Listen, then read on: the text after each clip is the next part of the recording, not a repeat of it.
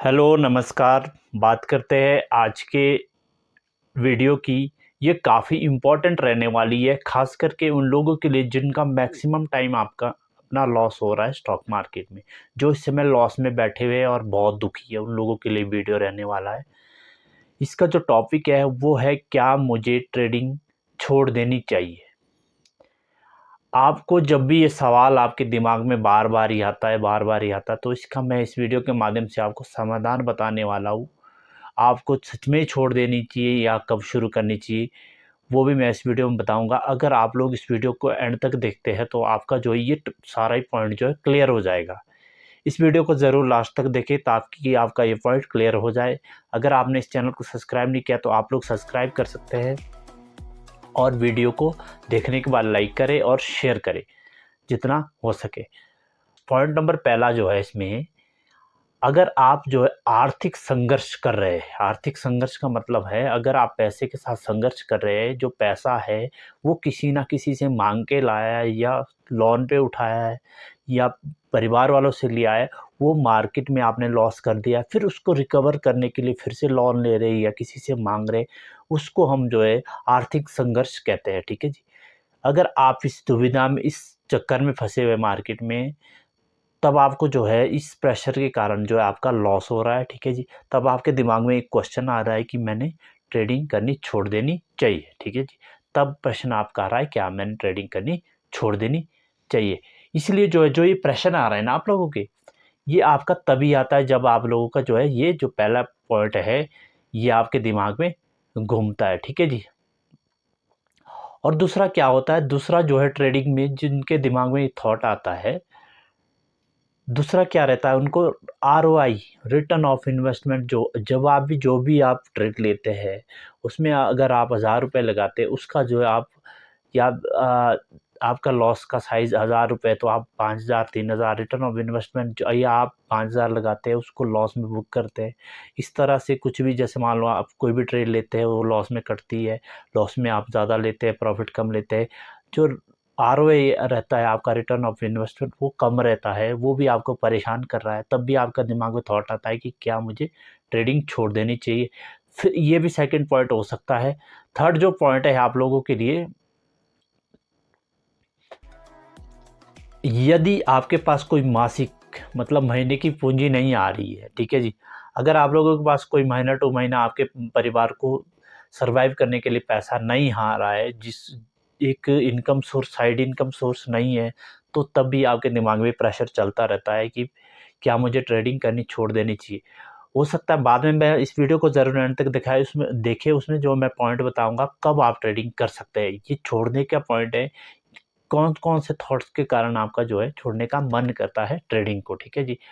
जब आपकी जो महीने की पूँजी भी नहीं आ रही, यानी कि महीने का खर्च भी नहीं उठ रहा है, तो या परिवार का खर्च नहीं उठ रहा है, तब भी जाके आपका जो है स्ट्रेस बना रहता है दिमाग में, क्या मुझे ट्रेडिंग छोड़ देनी चाहिए। ठीक है जी। मैक्सिमम यूट्यूबर, मैक्सिमम जो ट्रेडर है उनके दिमाग में थॉट चलते रहते हैं।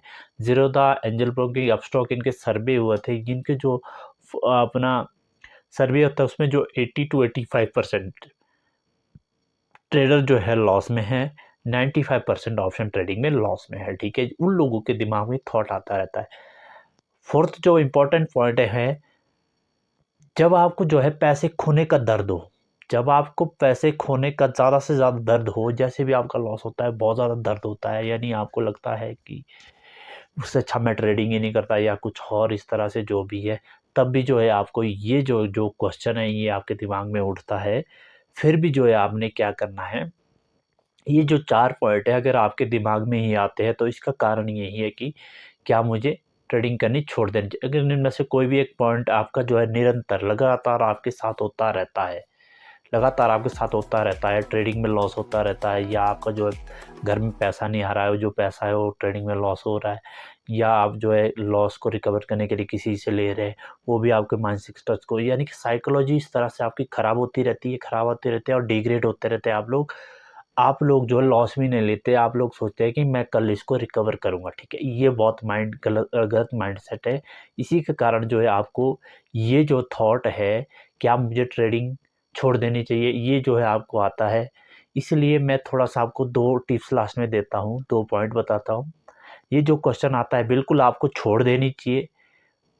उस छोड़ देने के पीरियड में क्या होना चाहिए, उसमें आपकी साइकोलॉजी भी चेक होगी, उसमें मार्केट भी नहीं देखना आपने, 2-3 महीने छोड़ दो, उसमें मार्केट भी नहीं देख रहा है या साइड से कहीं से कमाने की कोशिश करो, कुछ ना कुछ अर्न करने की कोशिश करो। उसमें सिर्फ क्या करना है, अपनी जो अपनी गलतियाँ है, जैसे आपने ट्रेड किया है उसका जो है आप पूरा डिटेल निकालिए ब्रोकर की साइड में अपना जो उसका, जैसे मान लो आपको पूरा एक नोटिफिकेशन आती है, जैसे आप ट्रेड लेते हैं उसका पूरा नोटिफिकेशन आती है, उसको जो डिटेल में निकालिए, ठीक है जी। ब्रोकर के उसमें आता है मेल के थ्रू, कॉन्ट्रैक्ट नोट मान के चल सकते हैं, उसको जो है कॉन्ट्रैक्ट नोट को निकालिए, देखिए ये ट्रेड मैंने लिया है, क्यों लिया है, उसको जो आप कापी में लिखिए। एक हिसाब से अपना सेल्फ वर्क कीजिए, अपने ऊपर वर्क कीजिए और सोचिए कि मैंने ये लॉस किस तरह से ज़्यादा किया है।